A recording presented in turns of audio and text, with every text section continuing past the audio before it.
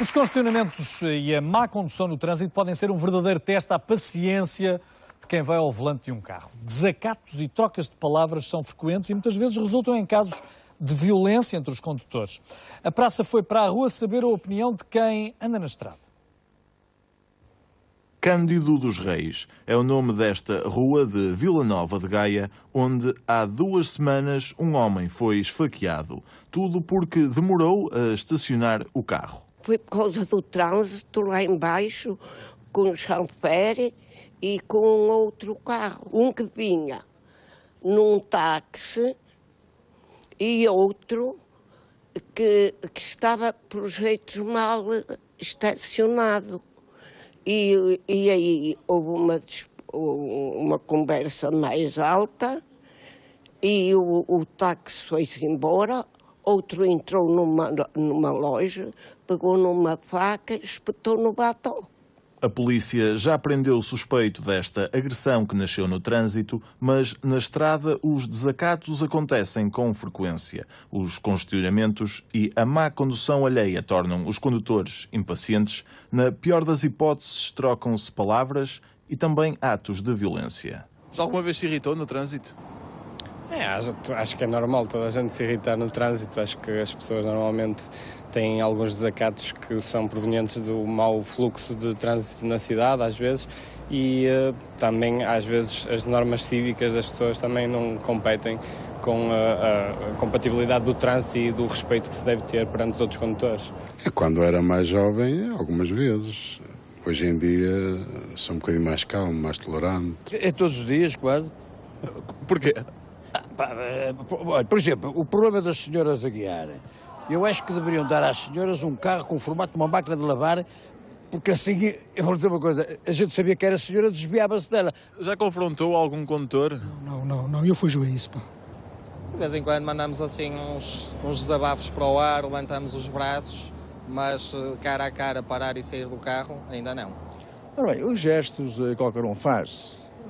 Ou porque pede a passagem e o indivíduo em si não lhe dá ou não se apercebeu ou até passa por cima, que é normal as pessoas.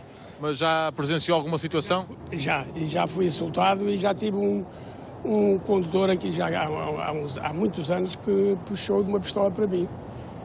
Porque ele começou a tocar, eu estava parado no trânsito, no semáforo, e ele começou a apitar e eu tinha o teto de abrir e deitei para ele ter calma. E ele devia ter percebido o gesto, a maneira dele, e saiu do carro e pôr uma pistola e veio ter comigo. Sim, já presenciei uma ocasião ali na Avenida Fernão Magalhães. O que é que aconteceu? O autocarro dos STCPs, o indivíduo do carro ligeiro saiu fora e começou aos pontapés na porta. Mas o motorista seguiu o destino dele. Mal era dele se ele saía cá para fora, Deus me livre. Foi um condutor que realmente não ia a fazer a melhor condução. A pessoa que ia a conduzir reclamou e o condutor encostou, sai do carro com um taco de beisebol e temos que seguir caminho. Algum caso justifica a violência? Não, eu acho que as pessoas devem ter diálogo. Nada justifica a violência, muito menos uma situação decorrente do trânsito. Nada. Justifica-se o palavreado, que eu até gosto. Gosto que se insulte. Eu gosto de ser insultado, porque eu até fico, até reajo como estou vivo. Como estou vivo quando me insultam. Portanto, agora chegar ao termo de pegar uma pistola e pom-pom, ou pegar uma navalha e meter uma navalha na barriga de um indivíduo, não, isso não é normal. Porque a violência nunca é justificável, não é? Mas, por vezes, acho que há certas atitudes que se podem evitar e, sendo de manhã um fluxo de trânsito muito complicado, acho que as pessoas deviam ter mais consciência e zelar pela boa vontade dos outros também. Connosco temos na praça para falar sobre este assunto Miguel Marques Oliveira, advogado, e Francisco Monteiro, psicólogo do Automóvel Clube de Portugal. Muito obrigado a ambos por estarem aqui connosco. Obrigado. Nenhum dos dois é uma senhora, mas elas são sempre bem-vindas em qualquer discussão. Isto a propósito das máquinas de lavar que ali eram defendidas por um dos portugueses que foi ouvido nesta reportagem. Com certeza que existirão senhoras que conduzem bem e outras que não conduzirão tão bem, assim como o mesmo sucede com os homens, alguns deles muito menos cautelosos do que as senhoras. E isto não é estar aqui a puxar o lustre às meninas, porque elas sabem exatamente porque é que passam e aquilo que veem. Francisco Monteiro, quero começar por lhe perguntar, os portugueses andam mais violentos e espalham essa violência através da condução? Sim, pelo que vimos agora, de facto é verdade. As pessoas acusam o trânsito, o congestionamento matinal, a falta de paciência e, de facto, tudo isso depois no trânsito, que se calhar é a primeira operação que se dá no exterior das habitações, acaba por essa frustração sair tudo cá para fora. Não é? Há a mínima pequena frustração, começam os desacatos, a tendência é logo para começarem com os insultos, as manobras perigosas, etc. Sim, e isto acontece por falta de formação cívica ou por falta de formação quando obtemos a nossa carta de condução? Ou acha que as duas coisas também estão interligadas? Sim, as coisas estão sempre interligadas. Claro que a formação é muito importante, mas depois o civismo de cada um, a responsabilidade de cada um é fundamental. É natural que qualquer um de nós se possa zangar numa situação, não é? Até porque eu hoje saí um bocadinho mais tarde, portanto não deveria ter saído, a responsabilidade é minha. Mas exige que os outros saiam da frente, não é? Pronto, não posso exigir isso. Eu posso estar a sentir isso, mas não posso exigir. Ou seja, eu tenho que controlar o meu comportamento. Tenho que me manter na via, tenho que evitar, se calhar, comportamentos zigue-zagueantes de carro, tenho que evitar encostar-me ao condutor da frente, tenho que evitar buzinar, tenho que evitar fazer uma série de coisas que podem criar ali uma situação de conflito. Porquê? Porque é uma reação de ameaça. Sim, sim. Eu percebo, eu estava a ouvi-lo, sim, estava a dizer. Portanto, perguntava-me relativamente à formação e à responsabilidade, das coisas têm que estar as duas presentes, porque uma não acontece sem a outra, não é? E esta estabilidade não se consegue sem as duas. Terão todos os condutores condições psicológicas para conduzir um automóvel? Não, certamente que não, não é? Mas não é avaliada a capacidade? Sim. Quando tiramos uma carta de condução? Sim, penso que desde 2011 que é feita a avaliação psicotécnica aos condutores que estão a tirar a carta pela primeira vez e depois, em função da idade ou em função das categorias da carta, há também uma avaliação psicotécnica periódica. Por exemplo, os taxistas ou condutores profissionais, estão sujeitos a essa avaliação com uma menor periodicidade. Sim. Portanto, os condutores, pelo menos desde 2011, têm que passar por esse crivo. Agora, muitas vezes, se calhar, há formas no momento de contornar essas situações. A avaliação... E sabendo ainda para mais se essa avaliação está a ser feita ao comportamento, exatamente, vamos todos parecer cordeiros, não é? Claro, apesar de os instrumentos, e é um instrumento que é utilizado na psicologia do tráfego, que é o IPVE, que é um inventário para traços de personalidade, apesar de ter uma escala de validade, nem sempre essa escala de validade é eficaz e consegue, num primeiro momento, ou numa entrevista às vezes tão curta, fazer uma triagem, não é? Se respeitássemos mais o Código da Estrada, provavelmente teríamos menos discussões de trânsito? Provavelmente teríamos. O respeitar o Código de Estrada é a variável que faz parte, por exemplo, na avaliação dos traços de personalidade da responsabilidade. Portanto, quem tem responsabilidade respeita. À partida, quem respeita entra menos em conflito, não é? Claro, portanto, claro. E isso Mas é se houver tantos a desrespeitar, vão querer também que aqueles que respeitem passem a desrespeitar, não é? E se não desrespeitam é estranho. Sim, não podemos ir por aí. Nunca pode haver como justificação eu desrespeito porque o outro desrespeita. Ou eu reajo à agressão porque o outro reage à agressão, porque senão... Não saímos daqui, exatamente, não é? vamos entrar numa espiral de agressão e não sim. se evolui, é verdade. O que é que pode acontecer a um agressor, doutor? Um agressor num caso de trânsito? E já vou pôr aqui algumas nuances no meio desta nossa conversa. Ora bem, neste caso que estivemos a visualizar... Sim, por exemplo, dois ocupantes de um táxi que saíram... Aquilo que acontece é que existe uma ofensa à integridade física, portanto, ao corpo ou à saúde de um certo e determinado indivíduo. Ok? E, portanto, o agente aqui é uma agressão. Exatamente, é uma agressão. Se essa agressão assumir caráter simples, é punível com pena de prisão até 3 anos. Diga-me o que é uma agressão simples, por favor. Uma agressão simples, portanto, é quando existe uma ofensa ao corpo ou à saúde do indivíduo e essa ofensa não assume um caráter grave nesta medida. Não existe a privação de um membro ou órgão importante do corpo da pessoa, não existe uma desfiguração grave e permanente desse membro, desse órgão da pessoa, ok? E, portanto, nesse caso, a pena em causa poderá ir até uma prisão até 3 anos ou uma pena de multa. No O que caso é normal ocorrer? É uma pena de multa? Sendo o arguido primário, quer isto dizer, sendo a primeira vez que o arguido pratica esse tipo de infração penal, é o normal, sim. Vítima de uma agressão. Agora é evidente, Jorge, perdão-me, é evidente que depende do caso concreto, depende da especificidade. especificidade. Uma vítima de uma agressão num contexto de trânsito, o que é que deve fazer? Chamar uma autoridade? É extremamente aconselhável que chame de imediato o órgão de polícia criminal, a PSP ou a GNR. E é extremamente importante que essa pessoa afira de que no auto de notícia constem as informações mais importantes, digamos assim. Que são? Nomeadamente as testemunhas, portanto, quem presencia os fatos. Sim. Porque se a identificação dessas testemunhas estiver incluída no auto de notícia, será mais fácil identificá-las e, portanto, fazendo o juízo de prognose, de elas serem ouvidas em tribunal e da verdade material ser assim atingida. Doutor, se o motivo da agressão for uma transgressão clara de trânsito, há aqui uma atenuante para o agressor? Não me parece que haja se a vítima for qualquer o autor de, sei lá, de um despiste, de um embate num cruzamento... Compreendo a questão, mas não me parece que haja qualquer atenuante. Para a violência não há atenuantes? Uma coisa não tem que ver com a outra, exatamente. Não é por eu transgredir uma regra rodoviária, não é por eu não respeitar o Código da Estrada que estou legitimado para injuriar alguém ou para ofender alguém na sua integridade física. Deixe-me perguntar-lhe o seguinte, então.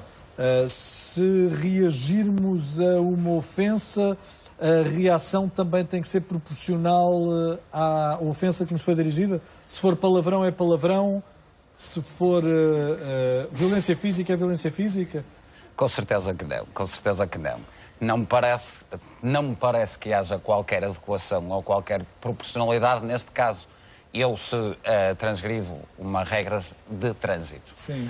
Eu se insulto alguém, não é por eu insultar alguém... Eu passo a ter o direito a insultar. Exatamente, com certeza. Sim, porque há muita gente que reage, não é? Mas se reagir, comete essa pessoa um crime só de per si. Também começa a passar a assumir o papel de agressor. O que é que podemos, efetivamente, o que é que aconselham fazer quem está mais vocacionado nesta área? O que é que aconselha fazer a quem é vítima de uma tentativa de agressão? Ouvimos ali alguém a contar que um condutor dos serviços de transporte manteve-se sossegado dentro do seu autocarro, independentemente dos pontapés que alguém estava a dar à porta do seu veículo. Protegeu-se de alguma maneira. Portanto, o que é que deve fazer? A pessoa não deve reagir. Na medida do possível, evitar a situação. Há uma série de sinais, como eu referi há bocadinho, quando sentimos que o condutor encosta muito o carro, dá sinais de luz, buzina, passa tangentes à nossa viatura, devemos evitar. Devemos evitar também o contacto ocular, é muito importante, porque muitas vezes isso provoca uma reação, não é? Estamos a dar sinal que estamos, de facto, disponíveis para aquele despique. Portanto, na medida do possível, é evitar. Eu queria só aqui referir um aspecto... faroeste agora. Não olhem uns para os outros, não podem estar a provocar. Mas é um bocado faroeste, porque de facto a agressividade é uma reação muito primária. Não é? É um conceito da biologia que estava associado à territorialidade. É verdade. Não é? E ao instinto sexual. Portanto, é uma coisa muito primária. Daqui ao faroeste também a distância é muito curta. Não é? Mas eu queria dizer, queria só aqui referir um aspecto que me pareceu importante nisto das agressões e depois das penas. Há uma agressão que nós muitas vezes não conseguimos percepcionar, que é a agressão psicológica.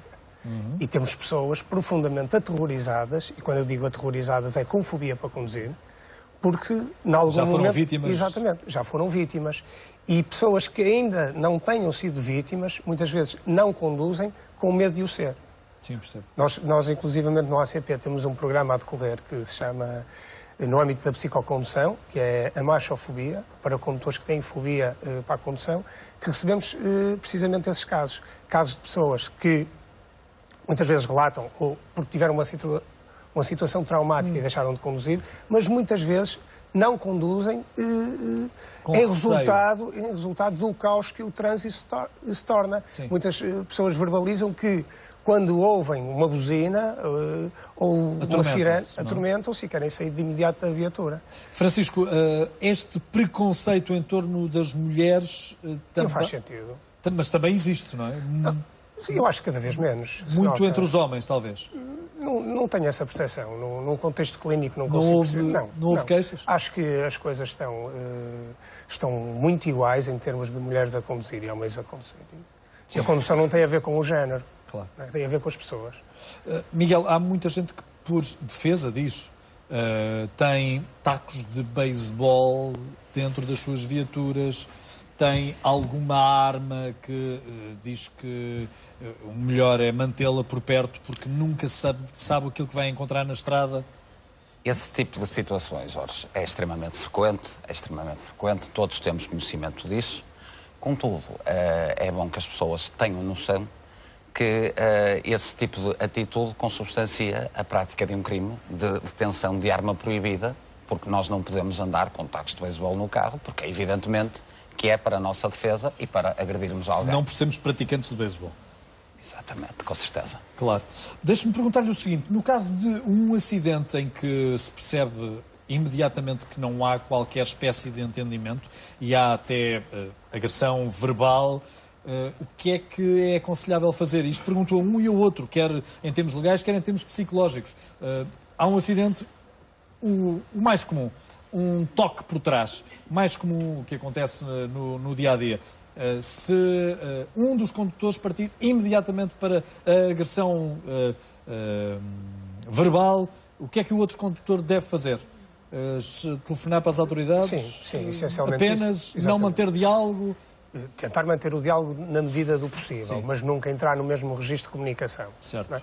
E preferencialmente, ligar logo para as autoridades. Sim. E aguardar pacientemente. E aguardar, porque é um mau indício, não é? E se achar que a sua integridade está em causa, colocar-se dentro do carrinho com o carro trancado? Eventualmente. Ou até abandonar o local. Diga. Aquilo que seria bom aconselharmos às pessoas é a manterem não a partir calma, para a violência. a manterem Claro. a calma e a não reagirem. Porque muitas vezes, com essas reações, portanto, as pessoas estão... Se somos ofendidos e ofendemos, praticamos um crime. Praticamos o mesmo crime sobre o qual estamos Se somos agredidos e agredimos, praticamos um crime. Se ameaçamos, praticamos um crime. Portanto, a ameaça temos que manter... crime. A ameaça é um crime. A ameaça é um crime punível com pena de prisão até 1 ano ou com pena de multa. Portanto, é bom que as pessoas tenham consciência de que devem manter, perdoem-me a expressão, a cabeça fria e não reagir perante ataques ou perante ameaças. Diga. Não, ia dizer que aqui temos também um fator que me parece importante, que é o da premeditação. Alguém que tem um taco de beisebol quando não joga beisebol, ou tem uma arma quando não é polícia, ou quando não tem licença, ou uma faca, ou um cabo de aço, seja o que for dentro do carro, não é? À partida... Está a contar que aconteça alguma coisa. Num caso... Exato, já está exposto, já tem uma resposta programada, não é? Sim. Portanto, e no caso de uma detecção por parte de uma entidade policial, de facto, essas pessoas é que deviam ser alvo de avaliações psicológicas logo no imediato. É evidente que se tivermos uma arma perto de nós, teremos tendência a usá-la quando... Sim, se não tivermos a arma lá, não a vamos usar de certeza absoluta, não é? Porque Exatamente. não dispomos da mesma, não é? E no trânsito, o carro por si só transforma-se muitas vezes numa arma, não é? Porque as pessoas atiram-nos. É um escudo, não é? Muitas pessoas reagem como reagem porque se sentem mais protegidas, não é? Mas muitas pessoas também atacam porque têm ali uma arma, de facto, com algum poder que pode provocar prejuízo no outro. Pode provocar até dano físico ao próprio, Ao não é? próprio também. Ao próprio. Picardias de velocidade também ocorrem muitas vezes, não é? Certo, mas as picardias de velocidade podem ter outra interpretação, do ponto de vista psicológico. Sim. Tem mais a ver com... Adrenalina? Adrenalina, um sentimento de saciar sensações, Mas há quem também não gosta de ser ultrapassado, não é? Sim, há também quem não gosta de ser ultrapassado, é verdade. É verdade. Sim, reagem mal, claro. Reagem mal a uma ultrapassagem, Mas não é? talvez pessoas mais autocentradas nelas, não é? Eu sou o melhor, ninguém tem o direito de me ultrapassar. Okay? E no trânsito é preciso ter uma visão mais altruísta. Não é? São muitos, ok. Passou-me, vai mais depressa. A pessoa às vezes encosta-se. Se pudermos encostar à direita, facilita. A pessoa passa, vai à vida dela. Não é? E nós vemos muitas pessoas que às vezes se aproximam dos carros com grande velocidade e o carro da frente reage, até se desvia, mas reage, ou o condutor levanta o braço, e a pessoa perdeu a pressa de imediato. Abranda e vai ali. Quer dizer, então... Para abrir um conflito, não é? Exatamente, portanto, é evitar estas situações. O que é que é a dizer? É bom. A conversa está aberta, é ótimo assim. É bom, Jorge, que tenhamos noção que este tipo de situações, esta violação grosseira das regras de trânsito com excesso de velocidade notório, e esses fatos são de per si, constituem de per si a prática de um crime, que é o crime de condução perigosa, punível este com pena de prisão até 2 anos ou com pena de multa. Mas aí é sempre a palavra de um contra a palavra do outro, não é? E não saímos disto, não é? Claro.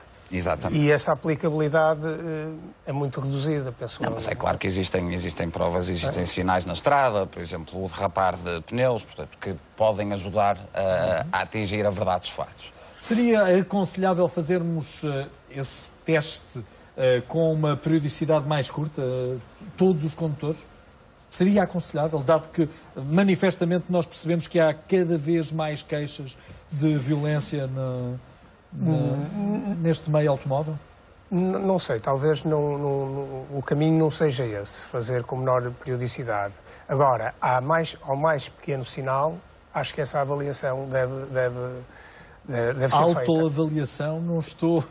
Não, autoavaliação não. Autoavaliação vai ser difícil de encontrar. Infração, imaginemos que a polícia detectou alguém a fazer manobras perigosas, ok, deveria encaminhá-lo para uma avaliação psicológica, sem dúvida nenhuma. E é isso que os tribunais também deveriam fazer. Exatamente. Desacatos no trânsito.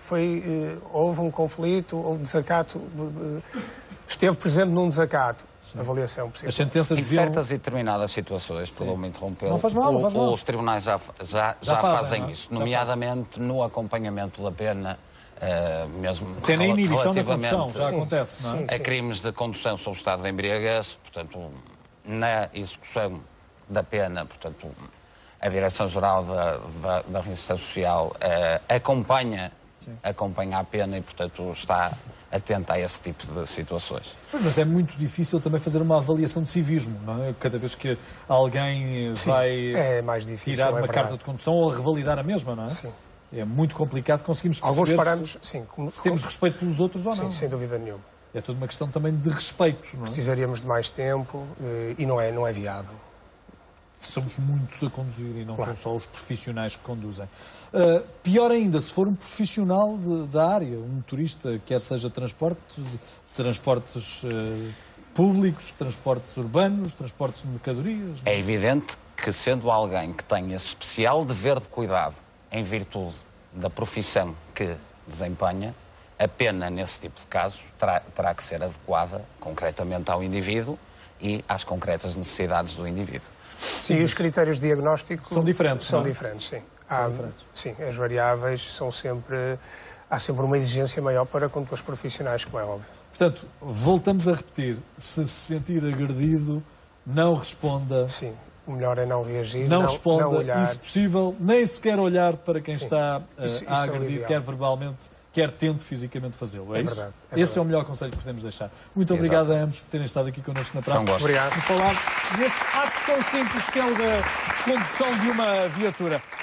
Sónia, tu também...